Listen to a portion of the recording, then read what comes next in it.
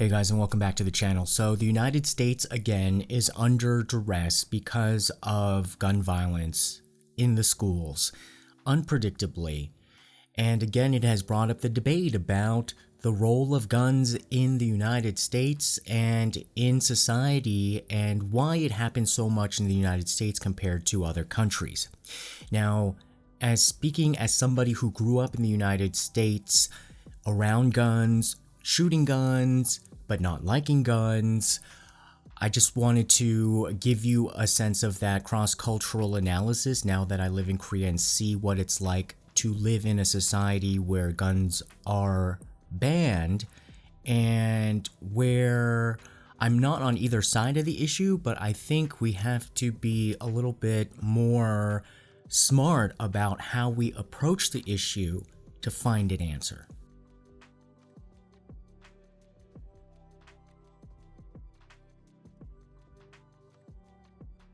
So this is what Joe Biden said after he came back from Asia and what jogged him in his mind about the gun violence when he heard about it on the plane ride. And most likely it's because he had just come from Korea and Japan, where notoriously we have extremely strict gun laws in both countries where you're not allowed to have a gun. I just got off a trip from Asia, meeting with Asian leaders.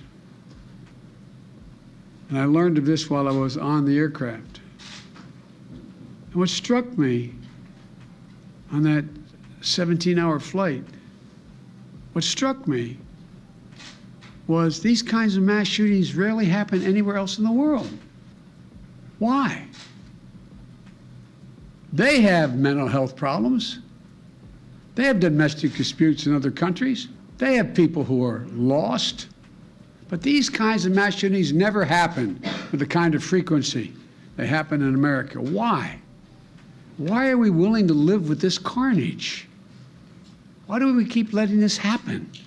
Where in God's name is our backbone to have the courage to deal with it and stand up to the lobbies? It's time to turn this pain into action. For every parent, for every citizen in this country, we have to make it clear to every elected official in this country, it's time to act. It's time for those who obstruct or delay or block the common sense gun laws. We need to let you know that we will not forget. We can do so much more. We have to do more. Like in Korea, you can go to jail for about 10 years if you have a gun. If you want to have a gun for hunting purposes, you have to have it in like a cabinet, I believe, like at the police station. And when you want to go hunting, you go and, sign out your gun. You're never allowed to have your gun in your own possession. And a few years ago, when the whole 3D printing came out, that was, becoming in vogue, they were really scared that, 3D printing formulas would go on over the internet for gun manufacturing. So they passed laws to, put you into jail if you, even thought about that. So guns are extremely outlawed here. And that's probably why he, was thinking about that, because he saw that it's very outlawed. Now, the reason why I say I'm not on either side in the case of the current American debate is because I think both sides are living in a little bit of a bubble. Let me explain. I think on the extreme pro-gun bubble, it's like we can be as careless and free with these killing machines as we want, don't restrict a thing. And then on the other side of the bubble, I think people are thinking that guns have absolutely no place in a civilized democracy. Let's get rid of them or highly restrict them to a point where it is controllable by some centralized entity. Now, the reason why I have issues with both of those sides is that I don't think both of those sides are leading, to an actual healthy society in the United States, and they're talking past one another, and both are missing the point of the choice that the society has made. the United States has made for the role of guns tied to maintaining a strong democracy. Like, I think that part, as nerdy and as abstract as it sounds, is actually the foundational part of the picture that you have to start at in order to find a solution. Because the solution, I think, rests upon finding a way to control this carefree, careless killing machine like supply, but maintaining the ability for the public, any regular person, to be able to arm themselves against a dictator. And now I think it's becoming a little bit clearer. Like, the picture becomes a little bit clearer. Definitely, like, I think when I was growing up, it was more of like, oh, kind of like, how could you even, imagine, like, the government being so bad where you would have to have, like, your own gun. Except, 1992 riots in Los Angeles, the Korean shop owners had to have guns to protect their own stores because they could not rely upon the police. A little bit different, and living in Korea, I think, has really made this clear for me, because I see how in this society they have chosen to not have the power of the people be armed with the ultimate power of the gun, and be willing to suffer the consequences of that. In other words, I think societies make a choice. So here in Korea, I've never heard anybody advocate for gun rights, because we all know here in Korea, you make guns legal, you'd have no country in about 2 months. There'd be nobody left alive because people would be out there getting revenge on one another. So this society has made its choice that they will try to do a democracy, but actually have to give up the power of the people in terms of arming themselves against oppression. And so that's why I do believe you will see more instances of everyday oppression here in Korea. Now, everybody likes to, bring up the big things, like, oh, well, you guys were able to impeach a president by sitting out in the courtyard.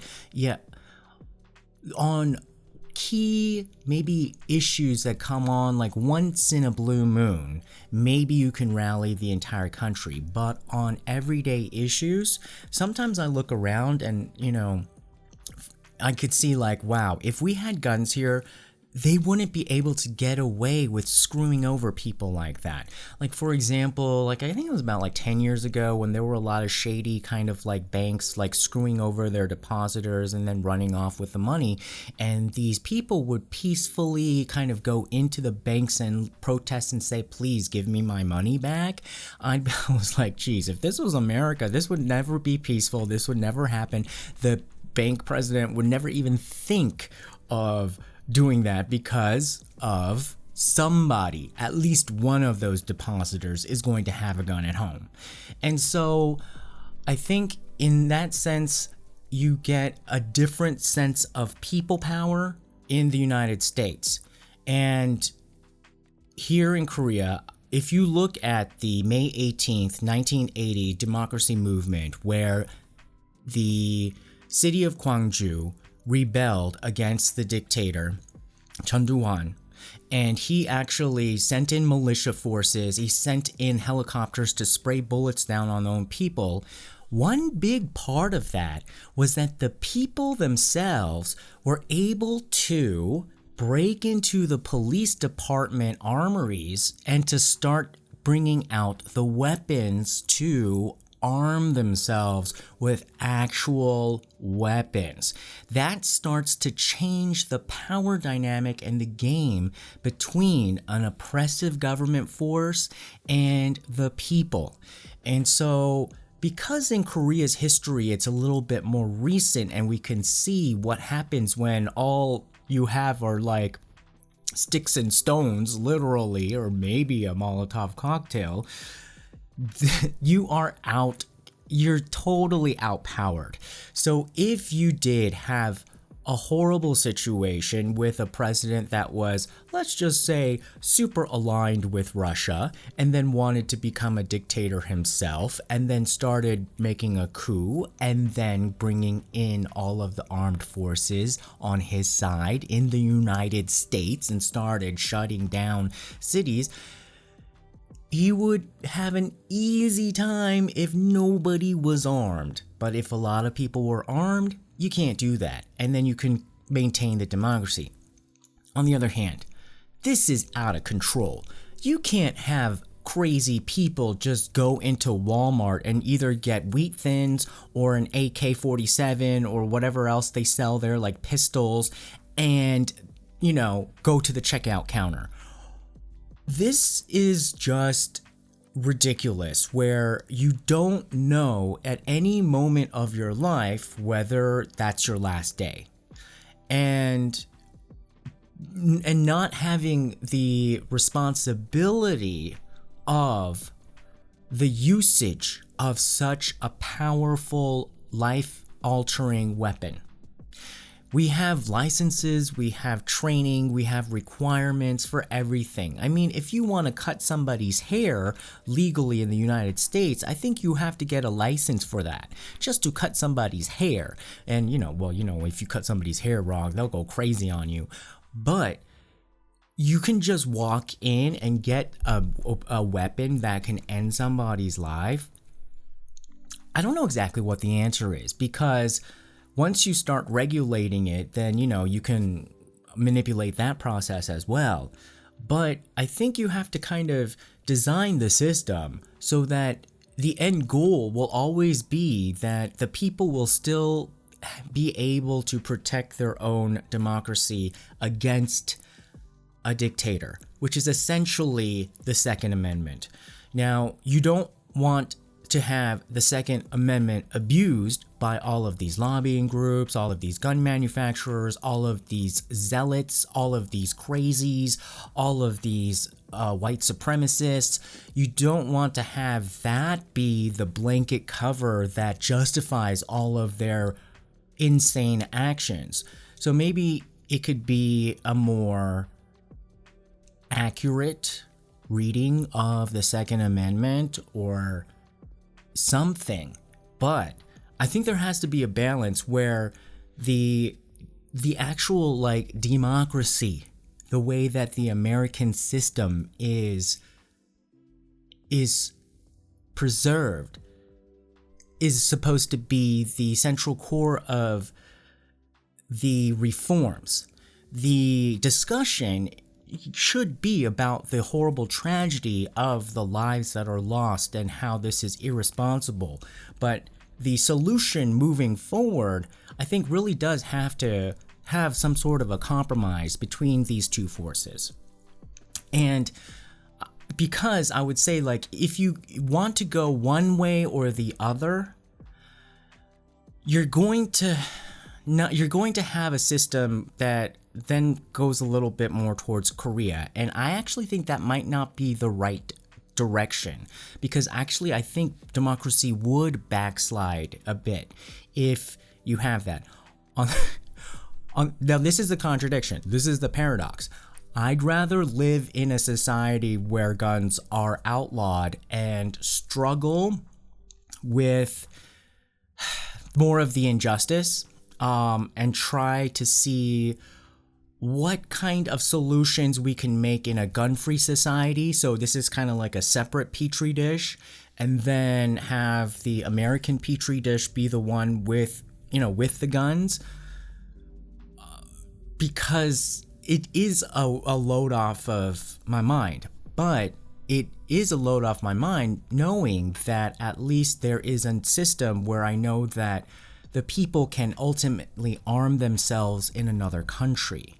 And so, yes, this does not happen in other countries that are also democracies, but as much as, yes, there are so many problems with the United States. However, when I look at that part of as another institutional safeguard, I think that is one of the choices that the United States as a whole has made to strengthen its ability against tyranny as another safeguard, but it needs serious reform or serious kind of like maintenance, because I think it's been like left. I mean, like, it's always been talked about, it's always been argued about, but nobody's really gone into the attic and, cleaned it up. And so I think you got to do it now. You got to do it now, because you can't have all these people dying, and you can't forget why those guns are there in the first place. How unfortunate they are, and how I already told you, I don't like them. I don't like them. But I have seen what happens when a society can't arm themselves, how helpless you are. There's really, when you're saying like, well, the phrase that I hate the most is like, well, there's nothing we can do about it. And really, when you are under a dictator and you are outgunned and violence is the rule of the day, and everyone gets scared and everyone starts to then align their thinking towards the violent bully, you see that in societies that can't leverage their power against the bully. So these are decisions that every society has to make. And so Korea has decided not to arm themselves, because I think before we get to the democratic angle part, people are just going to be taking out their private grievances. So we all know that we'd rather have a country that is probably going to go the more gun-free route and try to duke it out. But perhaps because the United States is under a different system, maybe got to figure out a way to both manage, limit, but keep guns free over there. All right, guys, what do you think? It's a tragedy, but I think moving forward, we have to figure out how systemically we can fix this, because in the United States, I don't think it's an either or thing. I don't think it's like a all or none. You got to be more smart about it. Somebody's got to come up with a smart solution. Put your comments down below and make sure you like, share, and subscribe. We'll see you again next time. Bye-bye. Tune in next time. Don't forget to subscribe. Find us on YouTube, Instagram, Twitter, and Facebook. Love you.